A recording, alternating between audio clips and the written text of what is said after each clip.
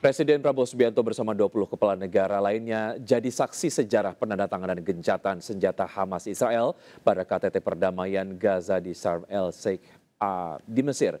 Dan sementara pembebasan sandera Israel dan Hamas telah dilaksanakan.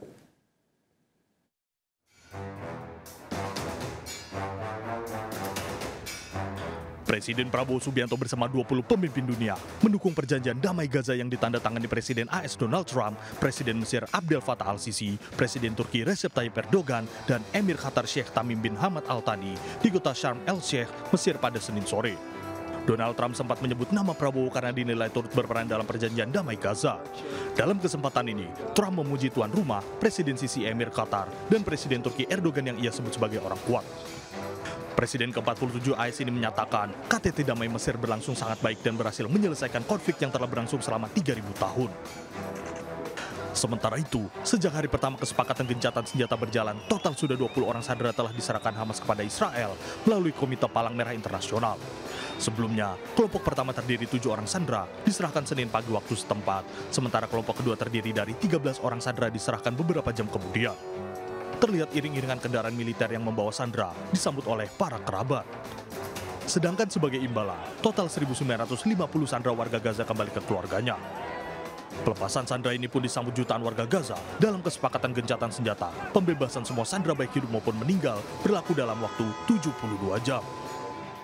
Pasca kesepakatan gencatan senjata Hamas Israel, ribuan warga Gaza kembali ke rumahnya. 2 tahun Israel membombardir Gaza, perlahan-lahan warga Gaza kembali menata ulang hidup dan rumah mereka yang hancur.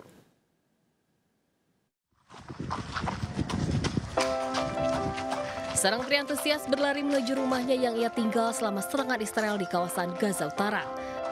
Betapa takjubnya pria tersebut melihat rumahnya berdiri kokoh hingga akhirnya bersujud berterima kasih kepada Allah. والله شعوري لما فتحت الطريق يعني انه انا كنت مبسوطه كثير بدي ارجع على غزه لدرجه انه انا ما نمتش طول الليل وانا استنى الخبر عشان اطلع ان شاء الله في الليل.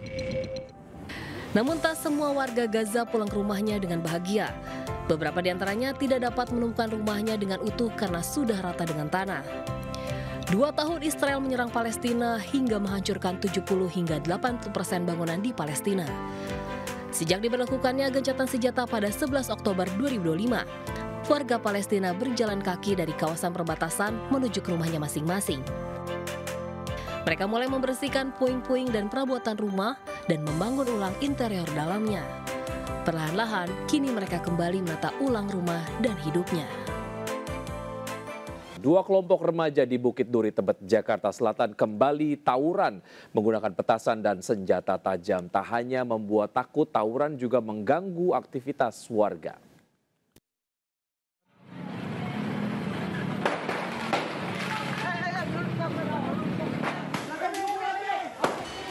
Dua kelompok remaja di Bukit Duri, Tebet, Jakarta Selatan kembali terlibat tawuran. Padahal kelompok ini sepekan sebelumnya terlibat tawuran. Aksi saling serang dengan menggunakan batu, petasan hingga senjata tajam berukuran besar digunakan para pelaku. Tawuran membuat arus lalu lintas dan aktivitas warga terganggu. Polisi dari Polsek Tebet yang mendapat laporan segera datang ke lokasi dan membubarkan massa. Polisi masih berjaga di kawasan ini untuk mengantisipasi kemungkinan terjadinya tawuran susulan. Di Jakarta, Helmi Sejangbati melaporkan. Menagih utang sering dibumbui drama. Di Sunter, Jakarta Utara, seorang pria harus berduel di atap rumah warga karena diteriaki maling saat menagih utang.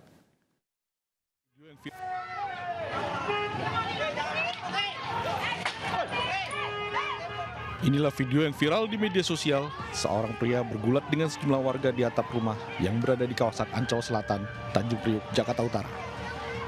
Pria berinisial AS babak belur setelah dikeroyok warga.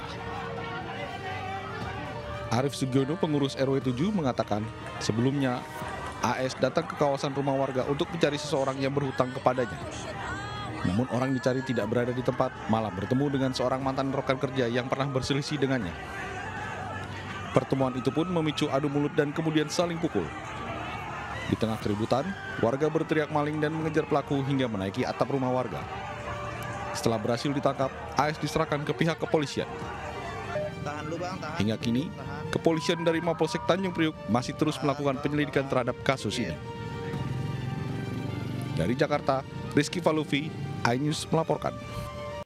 Terima kasih Anda masih bergabung sama kami. Pemirsa, belasan rumah hangus dilalap api di kawasan Rawabebek, Penjaringan, Jakarta Utara dini hari tadi. Kebakaran juga melalap 7 kios di Deli Serdang, Sumatera Utara hingga melukai pasangan suami istri.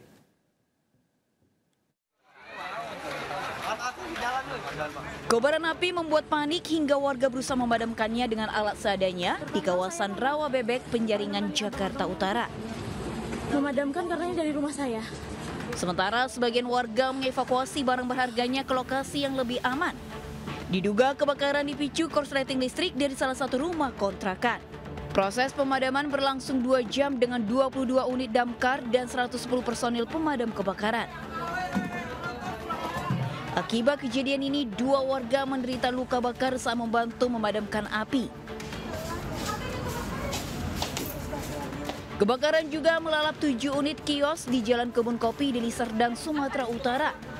Banyaknya bahan mudah terbakar membuat api cepat membesar dan merambat ke bangunan lain. Api membesar. Menurut seorang warga, api pertama kali muncul dari kios pedagang bensin eceran yang diduga akibat korsleting listrik. Bahkan akibat kejadian ini, pasangan suami istri mengalami luka bakar. Selain membakar bangunan, api juga melalap sepeda motor dan kerugian ditaksir mencapai puluhan juta rupiah. Tim Liputan iNews melaporkan. Gerbek toko jamu yang jual minuman keras di Depok, Jawa Barat. Informasinya usai jeda berikut.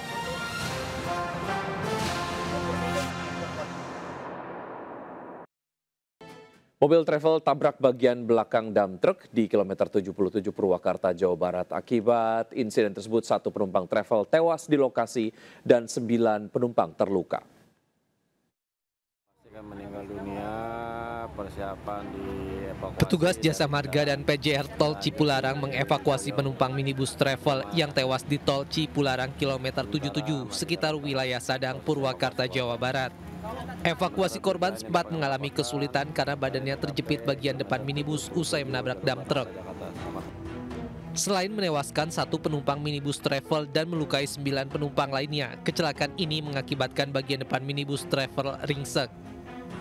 Kecelakaan berawal saat kedua kendaraan melintas dari arah Bandung menuju Jakarta.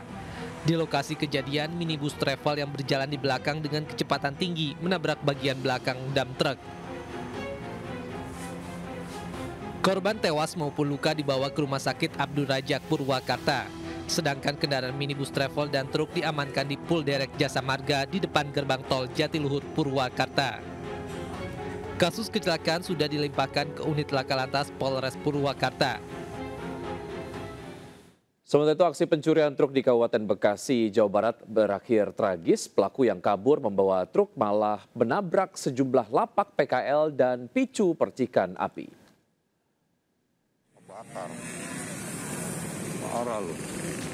Aksi pencurian sebuah truk di Kabupaten Bekasi, Jawa Barat berakhir tragis. Wah, dia kencang ini bawa mobil ini. Serius, bukan gua ngomong bohong. Itu mobil itu. Pelaku yang berusaha membawa kabur truk menabrak sejumlah lapak pedagang kaki lima di Jalan Raya Raden Makmun Nawawi, Cikarang Selatan, Kabupaten Bekasi. Tabrakan keras memicu percikan api hingga akhirnya truk dan sebuah ruko ludes dilalap si jago merah. Peristiwa bermula saat truk tengah parkir dicuri. Korban bersama warga mengejar pelaku yang merasa panik hilang kendali, menabrak sejumlah lapak pedagang kaki lima dan sebuah ruko. Api berhasil dipadamkan usai sejumlah petugas pemadam tiba di lokasi untuk memadamkan api. Akibat kejadian, 1 pedagang dan 1 warga mengalami luka dan dilarikan ke rumah sakit terdekat. Sementara pelaku telah dibawa ke Polsek Cikarang Selatan guna proses hukum lebih lanjut. Dari Kabupaten Bekasi, Jawa Barat, Didit Cunaidi, iNews melaporkan.